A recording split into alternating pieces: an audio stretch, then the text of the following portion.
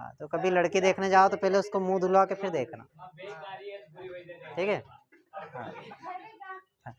चलो देखो कौन सा सवाल था अपना, सवाल क्या था कि दो, है ना, प्रश्न ये था भैया, दो संकेंद्री वृत्तों की त्रिज्या है, क्या है, दो संकेंद्री वृत्तों की, इसकी बहुत हंसी चल रही, क्या नाम है, क्यों समझना, क्या हुआ, अच्छा मेकअप वाली बात से हंस रही है ना, फिर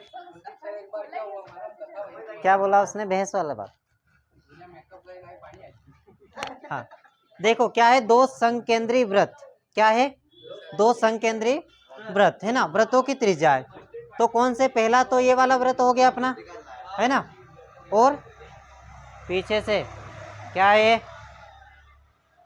दो संकेंद्री वृत्त, है ना, तो ये छोटा वृत्त हो गया, और ये ऊपर वाला कौन सा हो गया अपना, बड़ा वृत्त, है ना, जिनकी त्रिज्या कितनी दे रखी है, 5 सेंटीमीटर, है ना, इसकी भी 5 सेंटीमीटर और इसकी भी, छोटे वाले की 5 सेंटीमीटर और बड़े वाले की भी, सॉरी इसकी 3 सेंटीमीटर, है ना, और इसकी 5 सेंटीमीटर, ठीक है। तो अब हमें क्या करना है इसमें कि, है ना, बड़े वृत्त की उस जीवा की लंबाई ज्ञात कीजिए जो छोटे वृत्त को स्पर्श करती है ना, यानी कि ये जो जीवा है ना, ए से बी हमारी क्या है, जीवा है ना, जो इसको स्पर्श कर रही है छोटे वृत्त को, है ना, इसकी हमें पूरी लंबाई ज्ञात करना है, क्या करना है, पूरी लंबाई, लेकिन उससे पहले हम इसको आधे ज्ञात करेंगे, उसके बाद फिर पूरी ले लेंगे इसको, है ना। तो क्या करेंगे, देखो सबसे पहले हमने क्या किया इसमें, माना कि दो, क्या लिखा हमने, माना कि दो संकेंद्री वृत्त, है ना, तो दो संकेंद्री वृत्त समझ में आ गया आपको, कौन सा बनाया, पहले छोटा बनाया, है ना, किसी केंद्र बिंदु को केंद्र मानकर, ये वो हमारा क्या हो गया, केंद्र बिंदु, क्या हो गया, केंद्र बिंदु, है ना, फिर छोटा वृत्त बनाया, उसके बाद इसी को केंद्र मानकर हमने बड़ा वाला वृत्त बनाया जो कि 5 सेंटीमीटर त्रिज्या वाला है, कितना, 5 सेंटीमीटर, ठीक है। इसकी एक स्पर्श रेखा ए से बी जो छोटे वृत्त को स्पर्श करती है, कहां पर कर रही है, बिंदु पी पर कर रही है, ठीक है। तो लिखा, माना कि दो संकेंद्री वृत्तों का केंद्र ओ है, दोनों का जो केंद्र है वो क्या है, सेंटर पॉइंट ओ है, ठीक है। उसके बाद ए बी बड़े वृत्त की जीवा है, यानी कि ये जो ए से बी रेखा है ना, यहाँ से यहाँ तक, ये क्या है, बड़े वाले वृत्त की जीवा है, क्या है, जीवा, यानी कि वृत्त को इस क्षेत्र से यहाँ तक मिलाने वाली जो रेखा होती है वो क्या कहलाती है, जीवा कहलाती है ना। तो क्या है, उसकी जीवा है। ए बी इस वृत्त पर पी स्पर्श रेखा है ना, इस ए बी के ऊपर जो पी है ये क्या है, हमारा स्पर्श रेखा, है ना, स्पर्श बिंदु है, क्या है, स्पर्श, है ना, ये पूरी स्पर्श रेखा कहलाएगी, लेकिन ये बिंदु कौन सा, स्पर्श बिंदु, है ना। तो स्पर्श क्यों, क्योंकि यहाँ पर ये क्या कर रही है, स्पर्श कर रही है, किसको, छोटे वाले वृत्त को, ठीक है। उसके बाद देखो, है ना, ओपी लंब है ए बी पे, ओ से पी, यानी कि ओ से पी किस पर लंब है, ए से बी पर, काय पर है, ए से बी पर, इस पर जो सीधी सीधी रेखा खींची हुई है क्या है, लंब है। तो हमने क्या लिखा, ओपी लंब, ये उल्टा जो टी है काय का साइन है, लंब का, है ना, लंब किस पर है, ए से, इस ए से बी पर, है ना।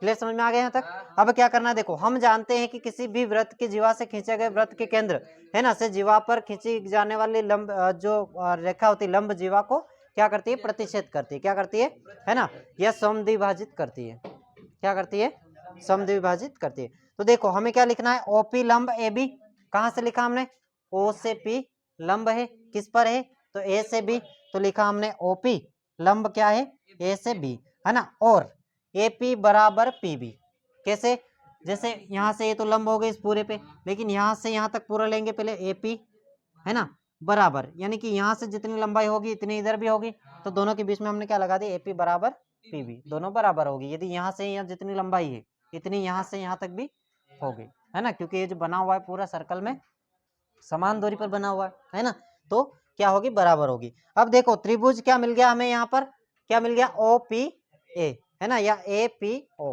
कैसे भी ले सकते हैं, है ना, ओ पी ए या फिर ए पी ओ।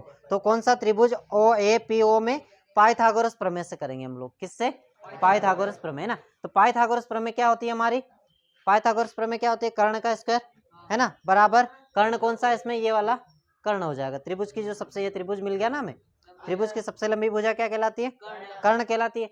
तो ये ओ से ए क्या हो जाएगा हमारा, कर्ण हो जाएगा। तो यहाँ लिखा हमने ओ ए स्क्वायर यानी कि कर्ण का स्क्वायर, ठीक है, बराबर ओपी, ओपी यानी कि लंब, ओ से पी लंब है ना, तो ओपी स्क्वायर यानी कि लंब का स्क्वायर, ठीक है, प्लस ए पी स्क्वायर, क्या है, ए से पी स्क्वायर, है ना। तो क्या लिख दिया हमने, ये आधार हो गया हमारा, ठीक है। अब क्या करना है हमें, इसी में से इसमें मान रखना है, क्या रखना है, ये तो 5 सेंटीमीटर, ये प्रश्न में आएगा आपके ऑलरेडी, है ना। तो 5 सेंटीमीटर ये वाली त्रिज्या है, और सॉरी है ना, और इसकी कितनी है 3 सेंटीमीटर। ठीक है, अब क्या करना है हमें इसमें मान रखना है, तो ओ से ए कितना है, ओ से ए कितना है 5 सेंटीमीटर, स्क्वायर था तो हमने क्या लिख दिया 5 स्क्वायर कर दिया, प्लस कितना है ओपी है ना, बराबर ओपी कितना है 3 स्क्वायर है तो स्क्वायर लगा दिया, प्लस ए से पी कुछ नहीं है तो एपी स्क्वायर ऐसा कैसा लिख दिया हमने। ठीक है, फिर क्या है देखो 5 का वर्ग निकाल लेंगे, यहाँ पर स्क्वायर है तो जहां भी स्क्वायर रहता है तो स्क्वायर निकाल लेते हैं हम। स्क्वायर कैसे निकालते हैं, 25 का 25 में गुणा करेंगे, है ना, ऐसा करेंगे। 25 का निकालना हो तो 5 का निकालना हो तो 5 का, यानी कि उसी संख्या को उसी संख्या से मल्टीप्लाई कर देना है। क्या करना है, मल्टीप्लाई, तो हमारा वर्ग निकल जाएगा। ठीक है, तो 5 का निकालना है तो 5 को 5 से गुणा करेंगे हम तो कितने आ जाएंगे 25, है ना। तो कितने निकल गए 25, बराबर यहाँ पर 3 का वर्ग कितना होता है 9 प्लस एपी स्क्वायर ऐसा कैसा। ठीक है, अब क्या करेंगे हम इनको पक्षांतर करके इस 9 को बराबर से इधर ले आएंगे, किसको लाएंगे 9 को, है ना। तो 25 तो इधर ये प्लस के रहेंगे, है ना। तो क्या किया हमने 25 माइनस कितने हो जाएंगे 9, 9 बराबर से इधर आएंगे, पक्षांतर हो गए, उधर प्लस के इधर काय के हो गए माइनस के 9, बराबर उधर क्या बचा है सिर्फ एपी स्क्वायर, है ना। अब यहाँ से कहाँ चले जाते हैं हम सीधे ऊपर, है ना, सीधे ऊपर डायरेक्ट। ठीक है, क्या करना है देखो यहाँ पर एपी बराबर, है ना, यहाँ पर क्या करेंगे हम इनको घटाएंगे तो कितने बच रहे 16, कितने बचेंगे 16 बचेंगे, है ना। तो 16 बचेंगे भैया, तो क्या करेंगे हम लोग यहाँ पर इधर स्क्वायर हटाएंगे तो इधर क्या लग जाएगा अंडर रूट, है ना। इसे अंडर रूट कैसा है, क्योंकि इधर से हमने क्या हटा दिया स्क्वायर, स्क्वायर हटाएंगे तो अंडर रूट 16 हो जाएंगे। ठीक है, अब 16 जो है वो किसका वर्ग होता है ना, तो एपी बराबर किसका 16 किसका वर्ग होता है 4 का, तो हमने कितना लिख दिया 4 सेंटीमीटर। ठीक है, अब आगे प्रश्न क्या कह रहा था, क्या ज्ञात करना था इसमें आगे कि, है ना, बड़े वृत्त की उस जीवा की लंबाई ज्ञात कीजिए जो छोटे वृत्त को स्पर्श करती है ना, यानी कि इसकी पूरी लंबाई हमें ज्ञात करना है। ठीक है, यहाँ से यहाँ तक और वहां से वहां तक, क्या हुआ नहीं आ रहा हूँ, हाँ कोई बात नहीं।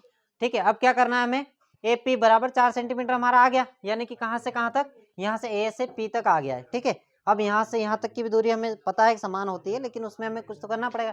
तो क्या करेंगे हम लोग, लिखेंगे ए पी बराबर क्या होता है 2 ए पी। 2 क्यों लिया हमने, क्योंकि देखो यहाँ से यहाँ तक ले ली 1 ले ली, अब यहाँ से यहाँ भी लेंगे तो दोनों की बराबर कर देंगे ना, दोनों का कर देंगे हम ना। तो क्या करेंगे इसमें 2 AP ले लेंगे हम, यानी कि AP की तो आ गई हमारी, तो इसमें 2 लगा देंगे, 2 मतलब ये आगे वाली दूरी भी आ जाएगी उसमें। ठीक है, तो क्या करेंगे AP बराबर 2 AP, है ना। तो 2 तो ऐसा कैसा रहेगा यहाँ पर, ठीक है, गुणित क्या लगाएंगे गुणित, है ना, AP कितना आया हमारा, AP कितना आया यहाँ पर 4, तो हमने रख दिया 4। ठीक है, अब क्या करेंगे इन दोनों का गुणा हो जाएगा, है ना। तो 4 दूनी कितने होते हैं 8, बराबर 8 आ गए एपी बराबर। अब हमें इसमें बताना था एपी बराबर बीपी, ये हमने चूंकि क्यों होता है, देखो ये जो साइन लगा रखे ना दोनों बिंदियां तीनों, ये चूंकि होता है। ठीक है, तो कैसे, यानी कि यहाँ से एपी जितना है, क्या है एपी जितना है उतना आगे वाली ये भी होगी, है ना, इतनी दूरी जितनी दूरी इसकी है इतनी दूरी इसकी भी होगी, है ना। तो क्या लिखा हमने एपी बराबर क्या हो जाएगा बी पी हो जाएगा। ठीक है, तो अतः बड़े वृत्त की जीवा की लंबाई जो है वो छोटे वृत्त को स्पर्श करती है। ठीक है, क्लियर समझ में आ गया, है ना, नोट कर लो अब आप लोग।